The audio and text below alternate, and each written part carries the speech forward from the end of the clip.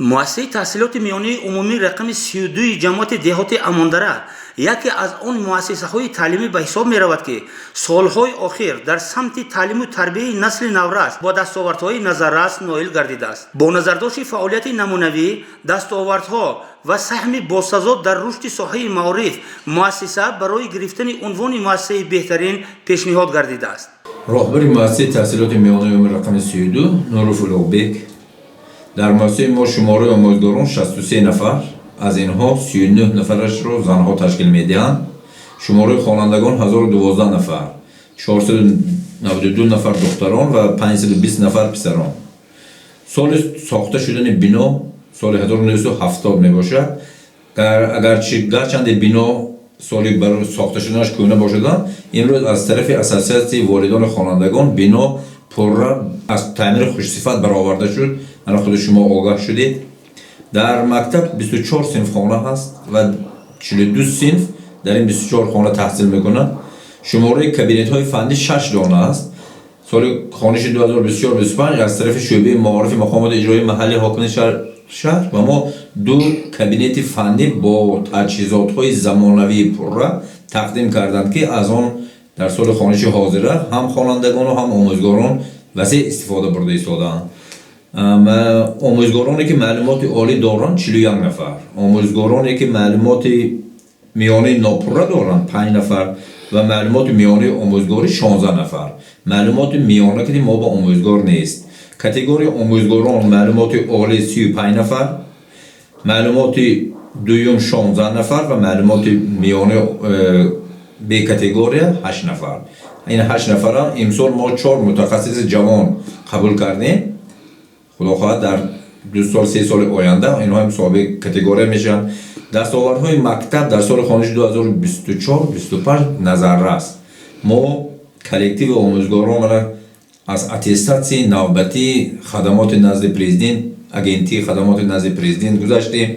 مؤسسه پرره از اتستاسی و اکریدیتاسی گذاشته صاحب شهادتنامه فعالیت و لیسانسیا گشت.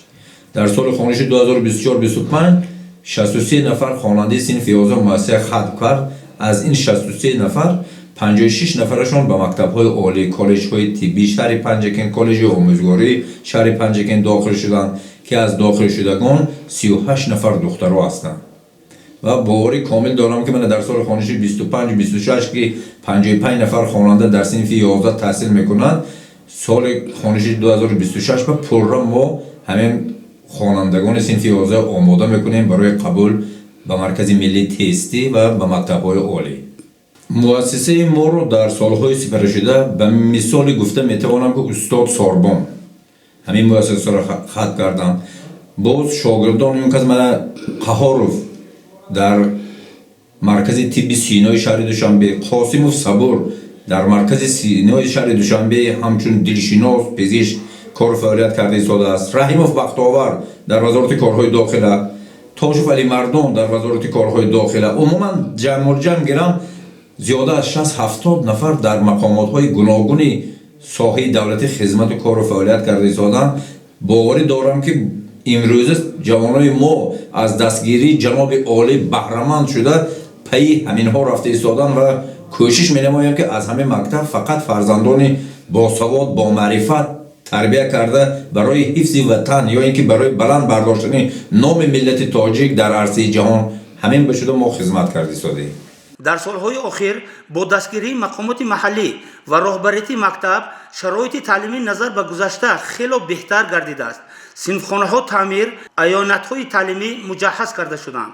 لابراتوری فنی خیمیا، فیزیکا و بیولوژیا با تجهیزات‌های معاصر تامین گردیده به خوانندگان امکان گذراندن تجربه‌های عملی فراهم آورده شده است. عبیدالله و چمنارا آموزگاری فن زبان انگلیسی مؤسسه تحصیلات میانی عمومی رقم 32 دهه اماندره ناحیه پنجکن باشم. ما امروز خیلی شاد هستیم که با شرافت اساسگذار صلح و وحدت ملی پیشوای معظم ملت محترم امام رحمان در فضای صلح و آزادی زندگی داریم و من همچون خط کننده با قوت پرزنتی در این مؤسسه و فعالیت شروع کردم و مدت 18 سال است که من با شاگردانم سبق می‌آموزم و خیلی خرسند از آن هستم که با شرافت پیشوای معظم ملت یک چند آزمون‌های جمهوریوی برای مانده شده است که خوانندگان ما بیشتر در آن فعالانه اشتراک می‌نمایند و من همچون فرد این یک جامعه کوشش به خرج می‌دهم که با شاگردان خود سبق آموزم و توانم که شاگردان من در همه گونه آزمون‌های جمهوریوی منطقوی و محلی اشتراک نموده جایهای نمایان را اشغال نمایند و آینده افتخار وطن ملت و محل خود گردم. و یک مصرع من میخواستم برآمد آغاز کنم که میگن بلند است از فلک شان معلم. امروز همه آموزگاران جمهوری تاجیکستان شکر به درگاه خداوند میکنیم با خاطر که برآمد سرور دولت پرزیدنت محترم محمد رحمان درباره موقع آموزگار در جامعه همه ما شاهد آن گشتیم که با قرار محترم جناب عالی این به فکر من در یگان جای دنیا نیست، در یگان دولت عالم نیست که آموزگار از پرداخت اندازی اوچسکی نزد حولگی آزاد کرده شد. این چنین تمام آموزگاران از خدمت حربی آزاد کرده شدند و برای این همکاری هر یک آموزگاری که قدم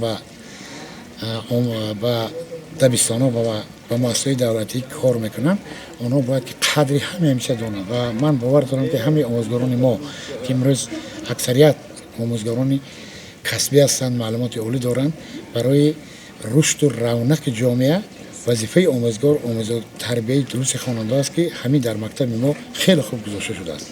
یکی از عامل‌های کلیدی در پیشبرد فعالیت مؤسسه سطح بلند آمادگی کادرهای آموزگاری میباشد. آموزگاران پیوسته در کورس‌های بازآموزی و سمینارهای کسبی اشتراک کرده سطح دانش و ملکه‌های خود را تکمیل می‌دهند. نمود ریاکسی کیمیایی بود؟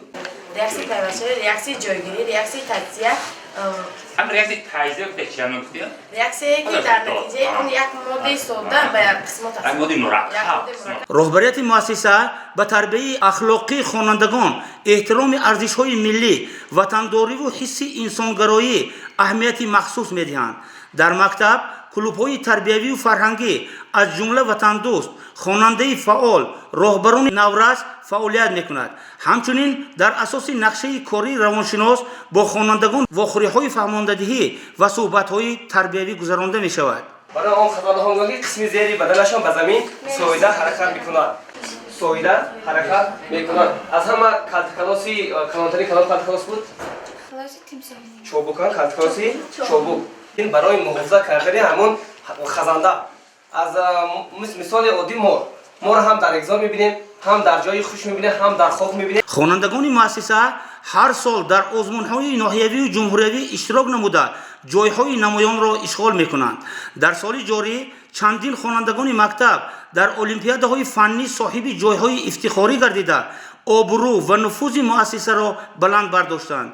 این نتیجه ها از سطح بلند آمادگی آموزگاران و جد و جهد خوانندگان دلالت می‌دهد. من معظم گلزاده نازیه، خواننده صنف 11 ب این مؤسسه تحصیلات میانه عمومی رقم 32 در آزمون ناحیوی شهر پنجکند اشتراک نموده جای یکم را اشغال نمودم و امیدوارم و تلاش می‌نمایم که در آزمون جمهوریوی و ولایتی نیز اشتراک نموده جایهای نمایان را اشغال نمایم. من جلال وائل خان خواننده صنف 8 به این مؤسسه تحصیلات میانه عمومی رقم 32 میباشم. من در آزمون المپیاد دور شهری سزاوار جای دوم شده. امیدوار هستم که در دور ولایتی و جمهوری صاحب جایهای نمایان می‌گردم. من عبدالجبارزاده بی‌بی‌زندرا خواننده صنف 11 به مؤسسه تحصیلات میانه عمومی رقم 32 به نام عبدالغنی اشانجانov هستم. من در دور المپیاد شهری اشتراک نموده سزاوار جای سوم شدم و امیدوارم که در دور ولایتی و جمهوری اشتراک نموده سزاوار جایهای نمایان می‌گردم.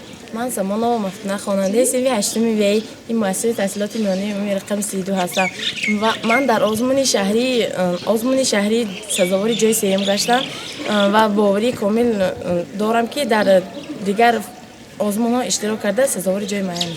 من یارو بهروز خواننده صنف 8 گ مؤسسه تحصیلات میانه عمومی رقم 32 من در المپیاد شهری جای سوم را سوار شدم و میخواهم و امیدوارم که در ولایتی و جمهوری جایهای نمایان را صاحب شوم. من خواننده صنف 11 مؤسسه تحصیلات میانه عمومی رقم 32 می باشم.